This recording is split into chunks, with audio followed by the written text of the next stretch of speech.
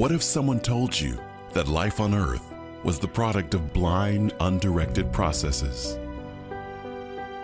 And the notion of purposeful design in nature was destroyed by Darwin's theory in the 19th century? What if explanations for the genius of the animal kingdom were limited to natural selection and errors in the DNA code? And if schools taught that the origin of eagles, whales, and monarch butterflies was once determined by the luck of the draw in a genetic lottery? What if science insisted that the hypothesis of a creator is nothing more than a bedtime story, and reality itself is merely random interactions of matter and energy? How would you respond? Could you disagree with confidence and conviction? Now you can. The Design of Life Collection.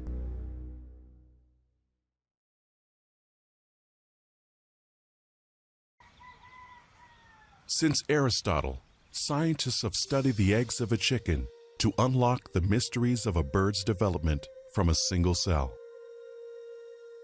Remember that all birds develop in the same way. So if I'm looking at a superb flying bird, let's say a swift or a swallow or something like that, it's going to develop in about the same way as a chicken embryo develops. And every mechanism that is necessary for flight, every adaptation for flight that you find in doves, that you find in eagles, vultures, they're all there in a chicken. The developmental process begins soon after fertilization and accelerates once the egg is laid, as thousands of cells rapidly multiply and organize inside the protective shell. In the early hours, you see the foundation for this organism that's coming later on being laid down. You see the front and the back and the top and the bottom and all of those things being worked out in this cascade of events. Where's the head going to be? Where's the tail going to be? What's right, what's left, what's front versus back? Already, these major axes are being established. And as these cells are moving and heading towards the places in the embryo where they're going to develop, they're also changing what they're going to do eventually. They're committing themselves, in most cases, irreversibly to particular functional roles.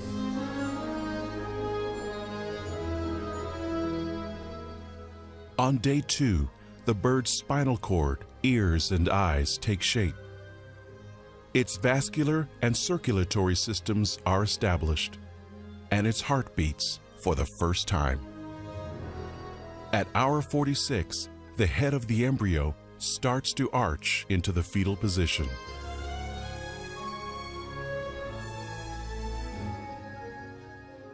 Throughout the second day, a network of blood vessels branches from the embryo into the yolk.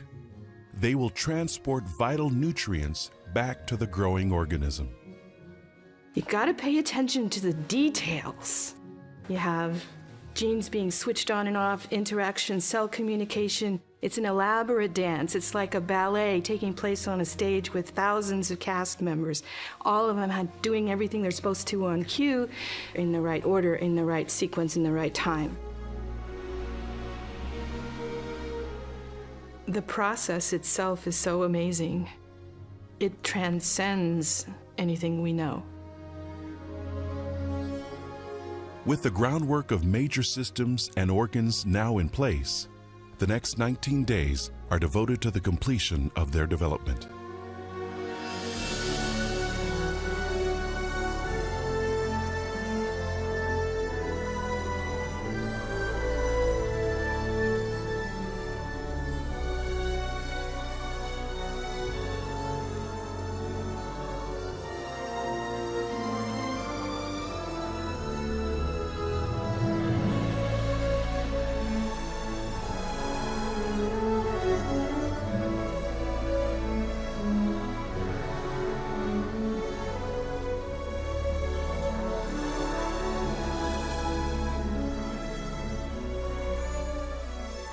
So you've gone from that one cell that can become anything, and 21 days, billions of different cells doing hundreds and hundreds of different kinds of tasks in the organism, the speed, the efficiency, the elegance of the whole process. What you're seeing is a mechanism at work, information being translated into a physical product at each step along the way, machines doing jobs.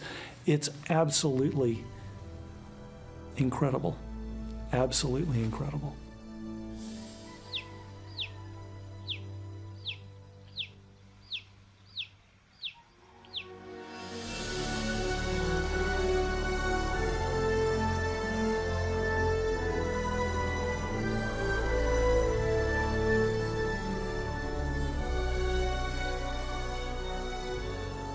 Every bird born into the world starts life preoccupied with the same obsessions: breakfast, lunch, and dinner. Weak and often blind for several days, most nestlings are totally reliant upon their parents for food. And they quickly learn to associate the vibrations made by an adult landing near the nest with the arrival of their next meal.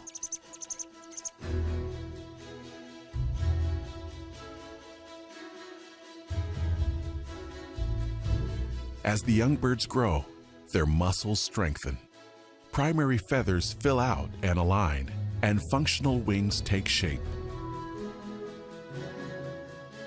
All in preparation for the endeavor that will define the rest of their lives: flight.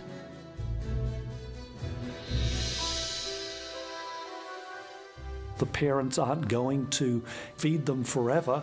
In fact, that's one of the encouragements that parents will give baby birds to fly. They'll move a distance away from them, not give them their food in the nest, so they have to come out.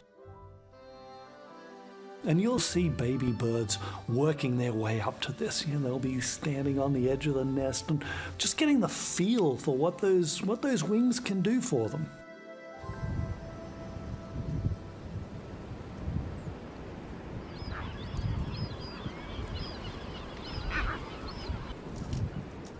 Oceanic birds on remote islands, they'll spend days watching their parents before ever attempting that first flight. And we have to assume they're fast learners. Here's this feathered downy chick that gets bigger and bigger, and some adult feathers start coming through the down. But finally he has his wings, so he spends all day taking periodic flaps of his wings on the ground to build up his wing muscles. And then comes the big day when mother or father says, "It's time to go," and they nudge him towards the cliff.